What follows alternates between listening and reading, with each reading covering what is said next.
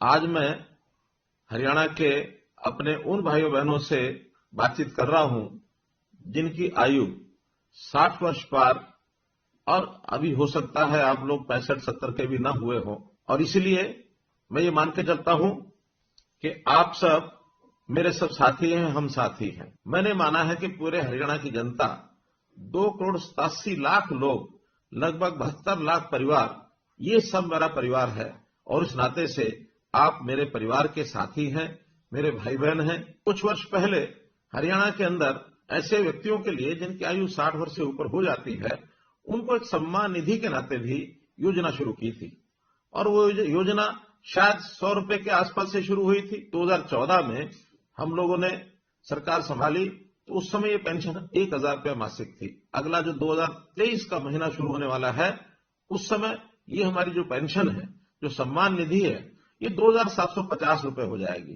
कहां 1,000 रुपया, कहां 2,750 रुपया। अब इस नाते से हम अपने प्रदेश के लगभग 18.5 लाख बुजुर्गों को ये हर महीने राशि पहुंचाते हैं। 460 करोड़ रुपए से ऊपर ये राशि हर महीने पहुंचती है। अब दो ही कंडीशन है किसी भी बुजुर्ग की वो पेंशन शुरू हो, या तो व्यक्ति 60 वर्ष का हो गया है और या फिर जो 60 वर्ष का हुआ है वो दोनों पति पत्नी की आय ये 2 लाख रुपए से कम होनी चाहिए। हमें लगा 2 लाख रुपया ये कम है, तो इस अगले महीने से हमने इस आय को भी बढ़ा करके 2 से 3 लाख रुपया कर दिया है। जिस महीने में 60 वर्ष का व्यक्ति हो जाए उसको तुरंत अगले महीने से अपने आप पेंशन शुरू हो जाए। मात्र एक कागज पर आपको साइन करना होगा।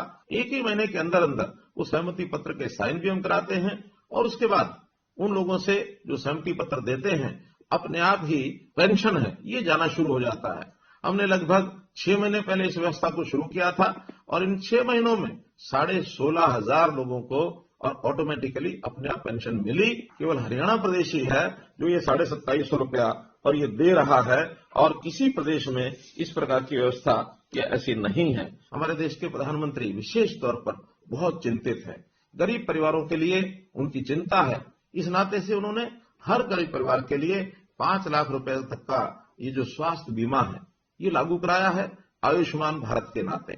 हमने उसमें अपनी एक योजना बनाई, चिरायु योजना, ताकि 1,80,000 रुपए तक की आय के जो परिवार हैं उन सबको इसका लाभ मिले और इसमें 29 लाख से भी ज्यादा परिवार इसमें कवर हो रहे हैं। इस वर्ष के बजट में हमने इस आय को बढ़ा करके 3 लाख रुपया प्रति परिवार ये आय रख करके और थोड़े से पैसे लेकर, थोड़े पैसे यानी 125 रुपया महीना अर्थात 1,500 रुपया साल, इतना पैसा लेकर के भी उनकी जो स्वास्थ्य बीमा योजना उनको भी इसको ऑफर किया है ताकि वो इसको ले सके और परिवार के इस खर्च को बचा सके।